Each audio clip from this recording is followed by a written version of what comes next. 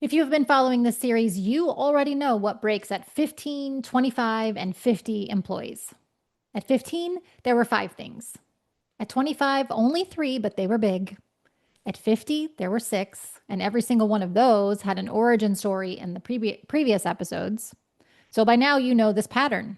Every stage has a list, every stage has breaking points. So what breaks at 75?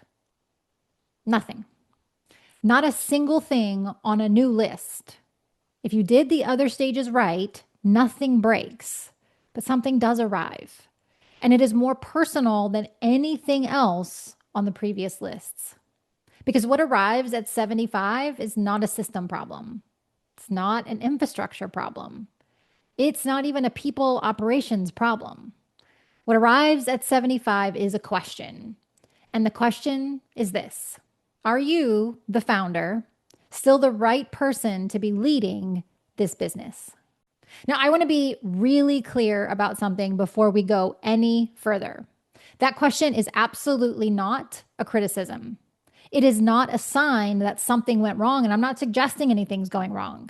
It's actually a sign that something went really right, because most founders never get here with a company that is healthy enough to ask it. So if you are sitting at 70 or 75 employees and things feel relatively stable, I want you to hear that. You built something most can't. And now you have a decision to make. Let me start with a distinction that I think is really important here, and one that most people have never really thought about. There is a difference between a small employer and a small business. All small businesses are small employers, but not all small employers are small businesses. According to the Small Business Administration, 40 million is the revenue size that is still considered a small business. So anything 40 million and under is a small business. And I would say that any business doing 40 million and under is also a small employer. They're always going to be a small employer.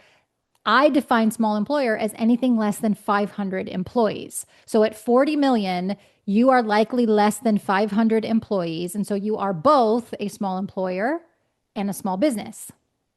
But above the 40 million mark is when you are considered mid-market or enterprise, according to the Small Business Administration and, of course, your revenue.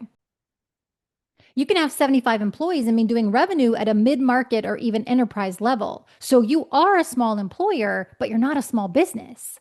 And that distinction matters here because the skills required to lead a small business and the skills required to lead a company doing that kind of revenue volume are genuinely different. The founder energy, the instinct, the ability to be close to everything, that's what got you here. But it may not be what scales you from here. So let's talk about what 75 actually demands that is genuinely new. What kind of leadership is new? It's not things that I necessarily covered at earlier stages, things that are specific to this number and why they call into question who should be doing the work. That's what we're talking about. The first one is operational strategy. We are not executing on a plan, we are architecting one. At 25 and 50, you could still sprint. You could make a call on Monday and feel the effect by Friday. At 75, that is not how the business moves.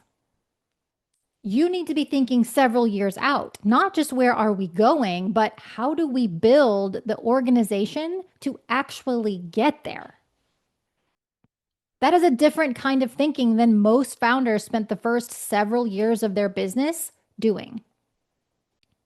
The second is succession planning. And I do not just mean for you, I mean for your key leaders. By 75, you have people who carry significant institutional knowledge, significant relationships in and outside of the organization, significant operational weight.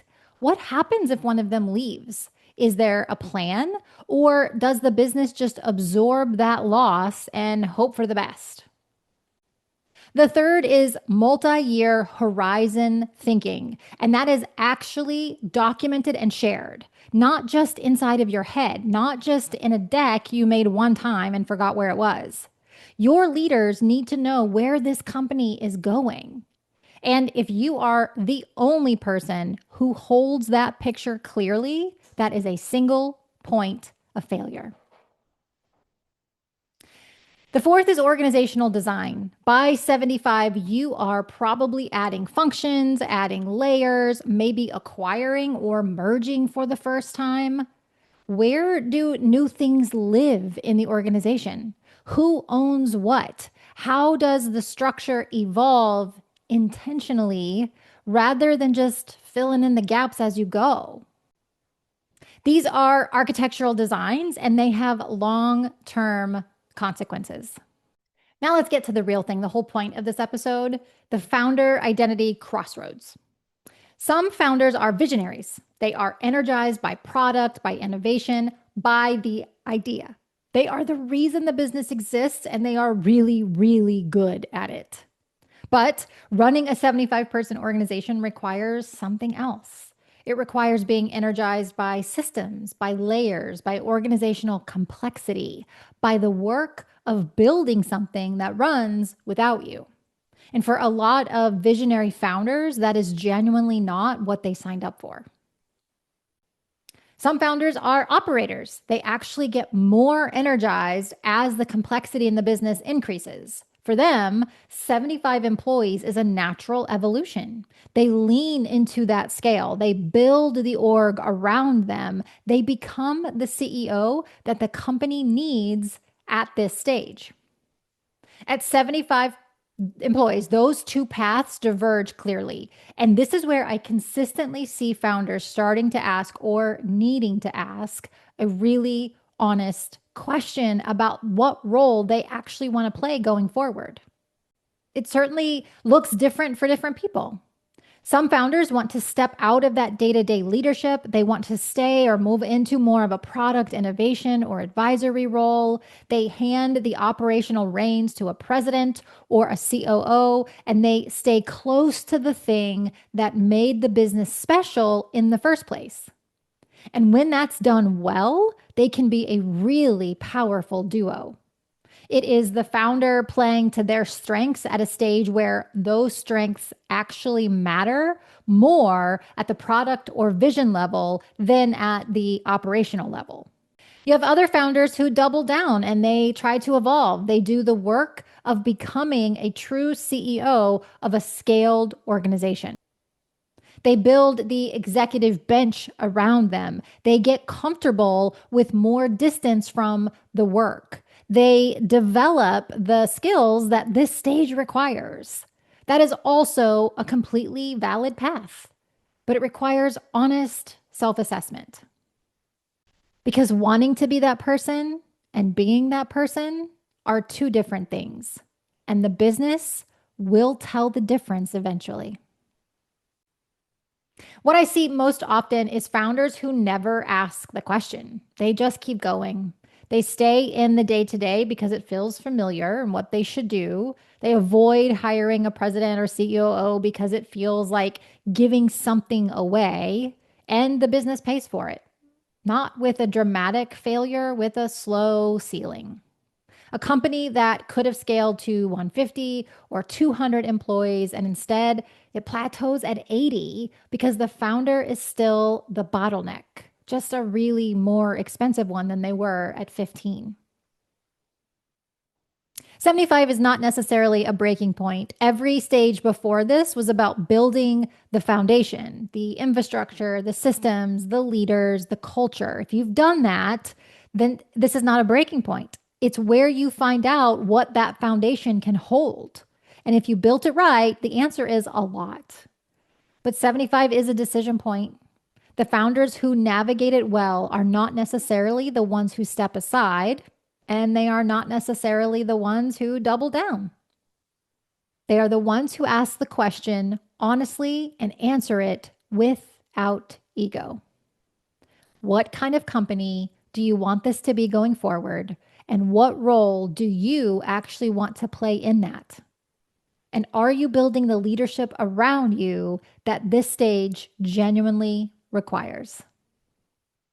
If you did 15, 25, and 50 employees right, you get to answer those questions from a position of strength.